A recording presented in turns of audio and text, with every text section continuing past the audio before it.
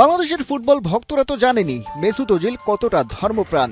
রমজানের রোজা রাখা, নামাজ আদায় কিংবা প্রতিটা ম্যাচের আগে আল্লাহর কাছে হাত তুলে মোনাজাত। ওজিলের এমন সব ছবি যেন রমজান এলে চোখের সামনে ভাসে আরো বেশি বেশি। কিন্তু এবার তো ছবি নয়, চোখের সামনে মেসুত ওজিল স্বয়ং।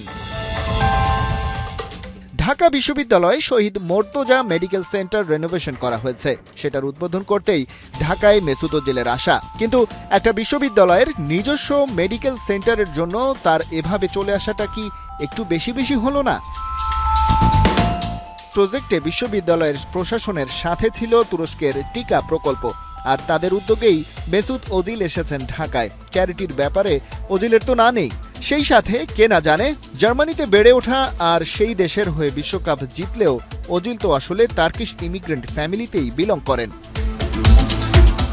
টিকা মূলত তুরস্কের সরকারের একটি প্রকল্প, তাই তো ওজিল একা আসেননি, তার সাথে ছিলেন তুরস্কের প্রেসিডেন্ট রিসেপ তাইপ এরদোয়ানের ছেলে বিলাল এরদোয়ান। তাদের সাথে এই আয়োজনে আরও ছিলেন বাংলাদেশে নিযুক্ত তুরস্কের রাষ্ট্রদূত রামিজ সেন এবং টিকার প্রেসিডেন্ট আবদুল্লাহ এরেনো। ভিআইপি গেস্টদের আশেপাশে থাকতে পেরেছেন অবশ্য কেবল ডাকসুর নেতৃবৃন্দই। ঢাকা বিশ্ববিদ্যালয়ের আনুষ্ঠানিকতার পর ওজিলের যাওয়ার কথা কক্সবাজারের রোহিঙ্গা ক্যাম্পে। সেখানেও টিকা প্রকল্পের আওতায় রোহিঙ্গাদের পাশে দাঁড়াচ্ছে তুরস্কের সরকার।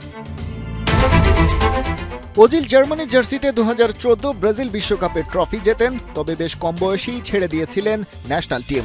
অভিযোগ তুলেছিলেন স্রেফ টার্কিশ বংশোদ্ভূত হওয়ায় তাকে পড়তে হয়েছে বর্ণবাদী আচরণের মুখে। 2018 সালে জার্মানির হয়ে খেলেন সবশেষ আন্তর্জাতিক ম্যাচ। তুরস্কের ক্লাব বাসাকশাহিরে ছিলেন 2023 পর্যন্ত। খালিদ জামিল, একাত্তর।